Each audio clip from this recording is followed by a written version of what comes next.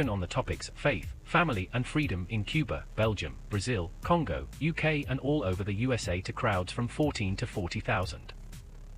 International leadership speaker, trainer, and coach. Author of Learn to Raw Leadership, Attitude Hack, Live a More Excellent Life, 5 Battle Strategies of a Victorious Warrior. 2021 President's Lifetime Achievement Award recipient. Founding partner of the John Maxwell team. Toastmaster International Speech Competition semi-finalist. Founder of Tell It Like It Is TV, ThatGuyRocks.com and ThatGuySpeaks.com. Creator of Storypower TV, Transforming Grace TV, and Leading Leaders Podcast. Producer of 4 TV programs and podcasts for Liftable TV and World Trumpet Television, as well as multiple social media channels. Please help me welcome J Loren Norris. You know, everybody that preaches, teaches, leads, speaks from a platform, parents, children, has stories. Everybody has stories. Some people think they only have one story. That's not true. In fact, you don't need one story. You need like dozens of stories. I tell all my coaching clients, you should have at least 100 stories. 100 stories that you can like whip out of your pocket. Like think of Elf. Remember that scene in Elf when Will Ferrell is the elf and he starts throwing snowballs and the kid's like making one and throwing one. And then he makes one and then he throws one. And then he makes one and then he throws one. And you look over at Elf and he's like a Gatling gun with both arms going because he's got a pile of snowballs 50 feet tall. The stories in your life, if you're a leader, a manager, a communicator, you should have that many stories in your life because every time the audience changes, the story changes. Not that the point changes, not that the teaching point changes, but that the story changes. And so I spend most of my time coaching people to tell better stories better. And today we have live in studio somebody, and we're going to do exactly that. You get to sit in on a coaching session as we work through what it means to use story power in your communication. Stay tuned.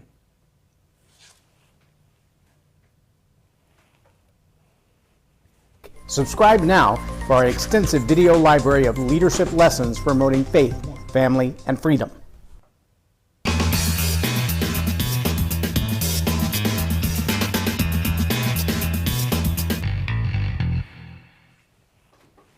I'm J Loren Norris with Leading Leaders Podcast, and I have in studio a coaching client. We've been working together for a couple of months now. And she's also a networker, a speaker. She flies all over the country speaking at different conferences of various sizes, from dozens of people to thousands of people. But we've been working on some very specific stories to try to narrow down how can we tell a major point in a very short period of time. Because sometimes when you're networking, you don't have 10 minutes to explain or get to the point. You got to do it quickly. So help me welcome in studio Miss Amy Varley. It's so great to have you here today, Amy. Thank you. Thanks for coming. So today, what we're going to do is really simple. We're just going to do a coaching session, a very short one, because normally we spend a couple of hours together. Today, we're going to spend about 20 minutes, 25 minutes together. And in this session, I'm just going to ask you to tell a 2-minute story. I don't care when the story is from. I don't care if it's about you and your kid, about you and your husband, about you in high school, about you when you learn to ride a bicycle. It doesn't matter where it's from. But before you tell me the story, I'm going to ask you to tell me, what is your greatest call to action? What is it that you want people to do? Is it buy a book, sign up for a program, download a free form, come to a workshop or retreat that you're doing? What's the greatest call to action for you? So I think my greatest call to action is connecting for a purpose. Okay. And yes, I want to help people learn how to connect because I think it's the most powerful thing that you can do. And what's the easiest way for them to connect with you to do that? I actually have a page, amy.wellnesswarrior.com. amy.wellnesswarrior.com. Okay. And don't you have a thing that they can download that was it Networking Like a Boss or something like that they can download as well? Mm-hmm. My ebook. Your ebook. The ebook. Awesome. So when we're done with this, we're going to tell them how to get the ebook. But for right now, I'm going to say the call to action is going to be download the ebook to learn how to network like a boss. How's that? Yes. Okay. So we'll go with that. So let's set that aside for a minute. Completely forget about that. I want you to tell me maybe even what you feel is a completely irrelevant story. And I'm going to see if I can help you to massage that story a little bit and tie it to the call to action in a powerful way. You ready? All right. So I'm watching the timer. When you start talking, we'll start counting 2 minutes. And just whatever story you want to for 2 minutes. Okay. So I was backing out of my driveway and having just a fabulous day and smiling at my neighbors, just waving, thinking I was doing a great job. I had just learned to drive. And I was driving down the street, and then suddenly I get a call from my parents. And they were like, "Do you know you just hit the neighbor's car?" And I couldn't believe it because I was we had a really long driveway, and I was driving a really big van, and I couldn't really see. So I thought the neighbor was just waving, telling me to have a great day. And lo and behold, I had hit their car. So that was a very interesting experience whenever I first learned to drive. And how long have you been driving at that time? Not very long. A few months, I think. Okay. So that was a 1 minute story. Yes. 54 seconds. So I'm going to take that same story, just massage a little bit, put a call to action on it, and still try to make it fit within 2 minutes. Okay, perfect. I'm backing out of the driveway in this big van. This is like driving a school bus. And yes, we had a long driveway, but it's still, the road is only so big. And as I back out into the street, I see the neighbors waving, and I'm thinking, they're so proud of me. I just got my license, and here I'm driving this big giant school bus through traffic, and I must be doing really well. And I was so proud of myself. And I got to the stop sign, and my phone was ringing. I was like, why is somebody calling me? I'm driving. They shouldn't be talking on the phone while I'm driving. But I picked up the phone, and Mom said, "Did you know you hit the neighbor's car?" And I'm like, when? No, I didn't know I hit the neighbor's car. I thought they were just being nice. And it's amazing sometimes when you're not paying attention to the surroundings around you or the things that are going on. You get focused on one thing. You think, I'm driving this big van. I'm new at driving. I'm focused on what's in front of me, not necessarily what's behind me or what's around me. And sometimes when we're networking, we get the same way. We forget to pay attention to the complete surroundings. We forget that one person that maybe is off in the corner or behind us. And we don't think, maybe we should, for a moment, just do a 360. Just completely look around and see who's there. In all the years that I've been networking, I found there are a whole lot of tips and tricks, little highlighter moments that allow you to focus on somebody, or when you're traveling to pick up the phone and call just the people in the local area and see who can get together. Those kind of tips and tricks can make a difference in your business like you could never imagine. It's like doing a 360 before you back out of the driveway, just to see what's close or what might be in the way. And if you'd like to get some of those tips and tricks, you can download my ebook that's called How to Network Like a Boss. And here's where you can find it. I love it. That's awesome. One of the things that I find fascinating is that we tend to overlook the stories that don't seem like a big deal. I mean, whether it's backing out of the driveway and not doing a complete 360 to look around and look for the hazards and look for the possible problems, or it's dealing with kids or dealing with the coffee barista at the local coffee shop.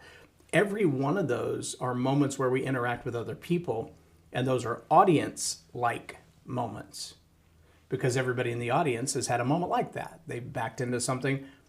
I didn't know it until I went back to visit again. We had gone to see friends, and this has been probably 10 years ago. We had a big Ford Excursion, giant on 35s, lift kit, the whole. I mean, it was a school bus jacked up 5 feet too high, but you couldn't see behind it, and it had backup sensors, but they didn't work, and it didn't have a backup camera. And we went to visit some friends, had a nice conversation with them, backed out of their driveway. Kids are screaming in the back. We had an excursion for a reason. We had a whole house full. It was like a homeschool school bus. And as we're driving out of the driveway, I thought, it seems like that guy's mailbox isn't as tall as everybody else's mailbox. I didn't think anything about it. Drove away. I get home and I realize there's like dust crumbs on the side of my bumper. And the next time I went back, the neighbor's mailbox was just a pile of rocks. Apparently, when I backed out of the driveway, I didn't see it because I was taller than, and I knocked the whole thing over and didn't even realize that I'd done it. So, I feel you. I think we lived in Coppell for 3 weeks when my wife backed our Suburban into somebody's Lexus at the real estate office. Same reason. Couldn't see it behind us, didn't have the right backup sensors. But we become oblivious to that. Mm-hmm. The point I'm making is that the stories that they seem to us to be mundane, are the stories that include everybody because everybody has lived through that experience. Now the question is, how can we tie that into the call to action? How do we make that relevant? So tell me some of the stories you've been working on. I know we've been working on this for a minute now. So you've got a plethora of stories, and you used one recently in Orlando. Is that right? Yes. Tell me about that story. How did that work for you? Yeah, 'Cause I we've know we worked spent on a lot. time. Yeah, a lot of good stories have come out. I know we have the Pink Panther story. One of my favorites. Yes. The Will You Marry Me story. Trying to think. If you were guessing the "Will You Marry Me" story, how many women do you think have experienced that very same moment? Probably a lot. Everyone that has a little boy. Yeah. Yeah. You want to tell us that story? True. Sure. Okay. So I was really frustrated because my son was just climbing the walls that day. You know, he's 4. So he was just testing my boundaries, doing every possible thing, and where I thought I was just going to pull my hair out. And then he walks in the room and he looks at me with the cutest little smirk on his face, and he's like, "Mommy." And he had a little, what do you call, St. Patrick's Day ring on his finger. And he goes, "Mommy, will you marry me?" And it just melted my heart. So I forgot about all the frustration that was happening throughout the day or throughout the night. And I just wanted to basically give him whatever he wanted. So, and I don't know if he knew that or didn't know that, but it was super cute. So how do you relate that then to business? So relating that to business is, you know, sometimes we can maybe get frustrated building our business and we think that things are not going right. And just when we're about to give up is when a breakthrough can happen. We can meet that one person who changes our whole business, or, you know, we can turn our whole day around by one person that we meet. Or maybe you could be that person. Because Yes. I think sometimes we encounter other humans that from a distance you kind of get that vibe that things are not going well for them. Yeah. I remember in high school football, there was a coach who left our high school and went to coach for another high school. And the new coach that came in was kind of edgy. I mean, he was more of a Jimmy Johnson type than a Mike McCarthy type. I mean, he was just in your face on everything. And I remember when the coaches met each other on the field, this was back in the day when it wasn't just the team captains that went out for the flip, the coaches would go as well.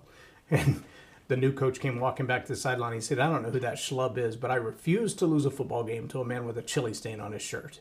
Because apparently he ate a hot dog on his way to the school game, and he had a big old chili streak right down the front of his shirt. He said, "I refuse to lose to a man with a chili stain on his shirt." But I've thought back to that many times. We have this prejudging in us. Mm-hmm. You know, when it comes to racism or sexism, people call it prejudice, but we prejudge everybody. And sometimes we don't come at it like your son did and say, how can I change the mood of this moment? Mm-hmm. I mean, not to say that I didn't make mistakes, but to say, how can I fix it? How can I be proactive in changing the energy, the environment? And one of the things that I notice about you is every time you walk into the room, there's a smile. You're always looking for somebody to engage with. You're always looking for somebody to have a conversation with. How do you coach that in a 2-minute story? How do you teach somebody the value of walking into the room and changing that mood? So I have a lot of different ways. In my book, I have over 8 chapters and how exactly to do that. I love looking at other people's perspectives. So sometimes we may think that maybe we wouldn't talk to a certain person. But if you really pay attention, I love to pray before I go into an event, God, connect me with who I'm supposed to connect to, give me favor with people. And it never fails. If you pay attention to that, God will highlight the person that you're supposed to meet. And if you don't ignore that little tug and you actually go to that person, it's amazing what can happen. And not just in business, but also personal life. You know, you never know what's going to happen, what kind of friendship's going to spring from that, or what kind of business deal can come from that too. So, yeah, if you were taking that same lesson and marrying that together with your proposal, mm-hmm. How would you say that? Okay, let's see here. So, have you ever been frustrated in your business and just thought that maybe things were just not going right? Maybe you just wanted to give up And just when you thought you wanted to give up, it reminds me of a moment with my son. Whenever he was just doing everything possible to tear the house apart. And, I was really frustrated. And he gave me one of the biggest smiles of my life in the next 30 seconds. When he came in and said, "Mommy, will you marry me?" It just changed my whole perspective.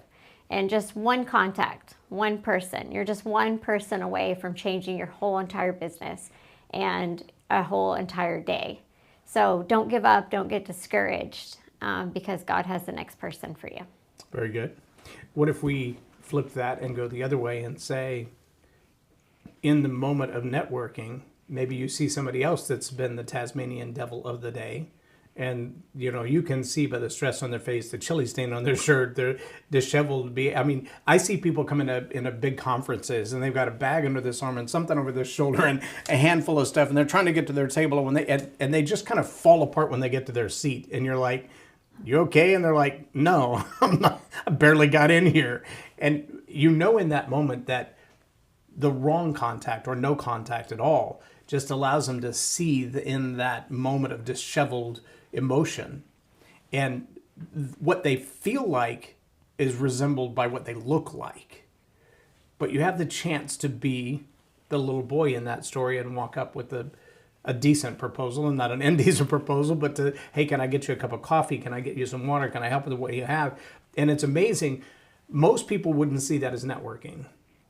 Most people would see that as intrusion, or it's not my place. If I don't know them, why would I do that? And yet, I think if your son, because I've met this little guy, if he walked up to an absolute stranger and asked the same question, he would still probably be met with a very melted heart and a soft response. And they would be like, "Oh, how sweet. No, I'm not going to marry you, but thank you for asking." And yet I think when we come into a network environment, when we come into a business environment, we often find people with the same kind of challenges. The day has not gone right. There's some little Tasmanian devil taking the world apart with a rubber hammer. And yet, sometimes it's just the willingness to have the conversation that changes everything. Yeah. And so when you can take a story like that is very human and everybody has experienced it, and then look at it, like you said, from both perspectives, me as a person receiving the proposal or me as the person giving the proposal, if it's in the right place and the right heart and the right attitude, it can soften even the worst day. What is it? What music sows the savage beast. Is that what they say?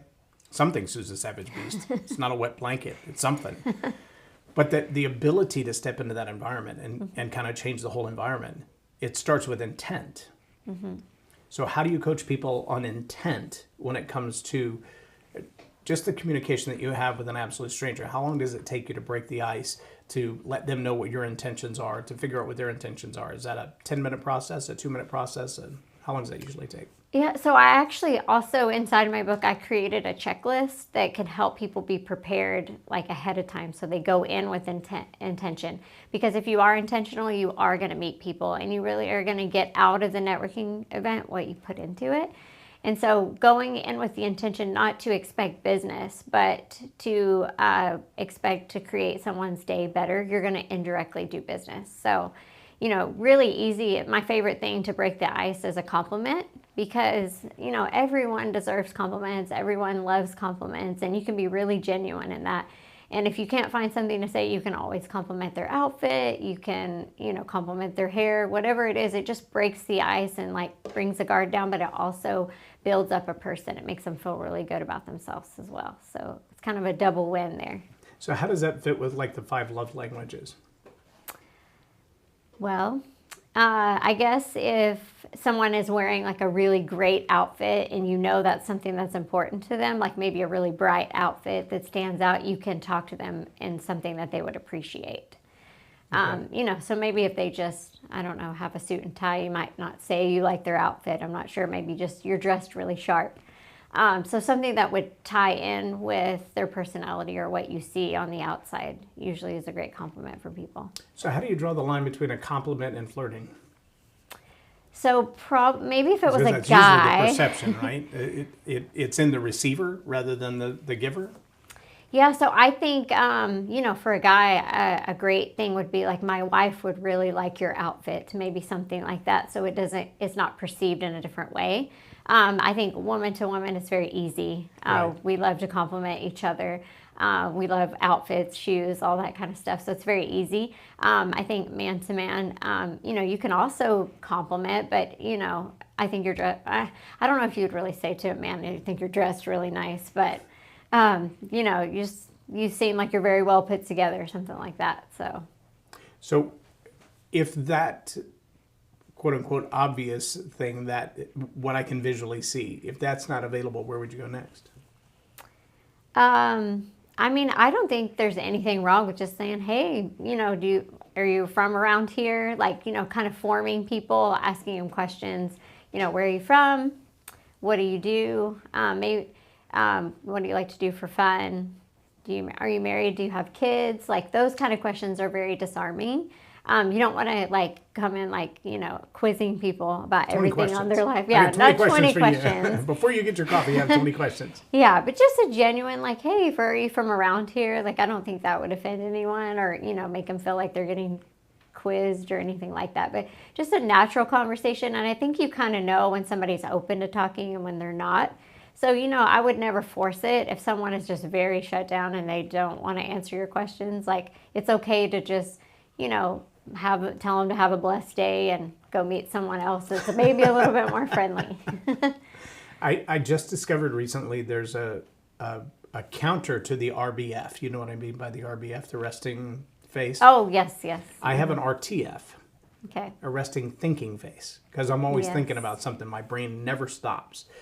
But I've walked into environments where people have seen me on the platform and they've seen me, in front of a camera, and they're like, he's just always so effervescent, if you will. But if I walk into a place and I'm thinking, everybody's like, what's wrong with him? Why is he not talking? And I've actually had times when supervisors, superiors have come to me and said, you're killing the energy in the room. You need to be yourself. And I'm like, I am being myself. I don't know how to be anybody else. But they're like, yeah, but we need the other you. And it's amazing to me how that energy is not just me in my chair or me and the 2 or 3 people immediately around me. It can impact an entire environment if you have a large personality. How many people have you worked with who come with that kind of energy impact, but they don't realize that the energy that they're bringing is either good or bad? A lot, actually, because I think a lot of people look a little bit mean when they don't smile. So that's actually, it sounds so simple, but a huge key to networking is smiling. It's, yes, just like that. Being super inviting, because a smile says, I want to talk to you. A smile says, you can approach me. A smile says, I'm happy. So if you're sitting there with a frown on your face, or I guess maybe thinking too hard or something, you could come across as like, oh, I can't approach him, or he doesn't want to talk to me. And usually it's the furthest thing from the truth. Some of the people that have maybe the meanest resting faces are actually the most friendly, kind people to talk to. So, and it's just amazing how it can change a whole person's face when they smile. Yeah. Well, and it does change the energy in the room. Absolutely. Which takes us back to our story. Mm-hmm. Because it's almost as if your son sensed that mom's a little frustrated with me. And yet his strategy was not just to walk up and say, stop being mad at me, or to go hide until the mad goes away. But he broke the ice first with a smile, or in your words, a smirk. Yes. And then smirky smile. And then he began to move into that. Now that he's got you engaged, he moved in with a proposal that is irresistible.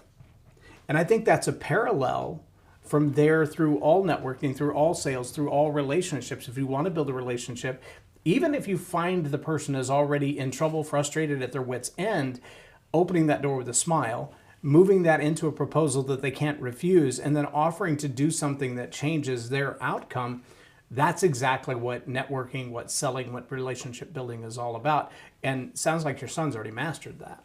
Yeah. I don't know who he learned it from. Maybe his dad. Who knows? Yeah, maybe.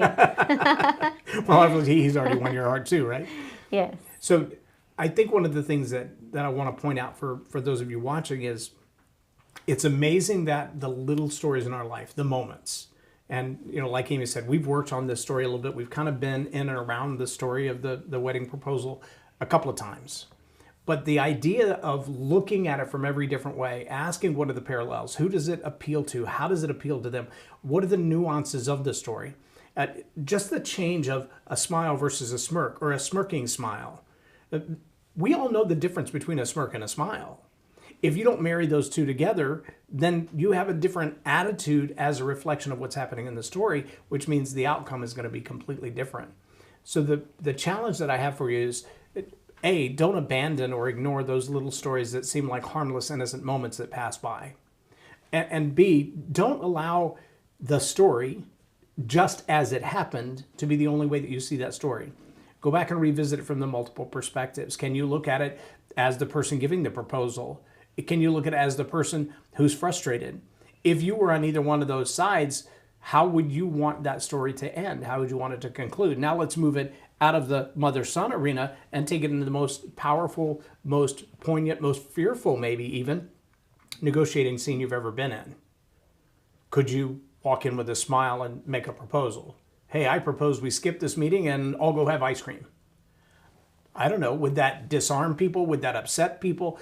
But being able to read the room and bring that, a 4-year-old was able to read the room and go, yep, mom's a little tense and it's probably my fault. I should fix this.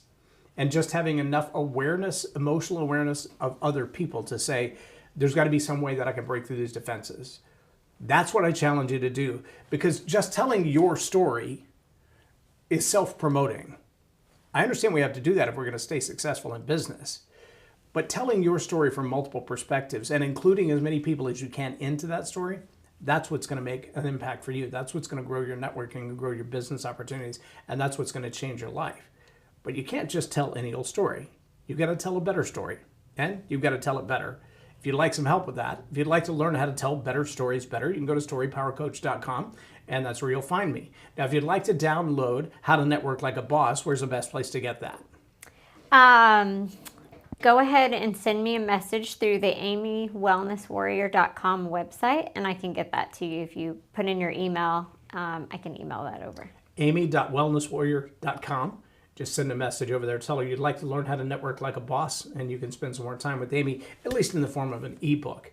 I'm J Loren Norris with Leading Leaders Podcast for Tell It Like It Is TV. Have a blessed day.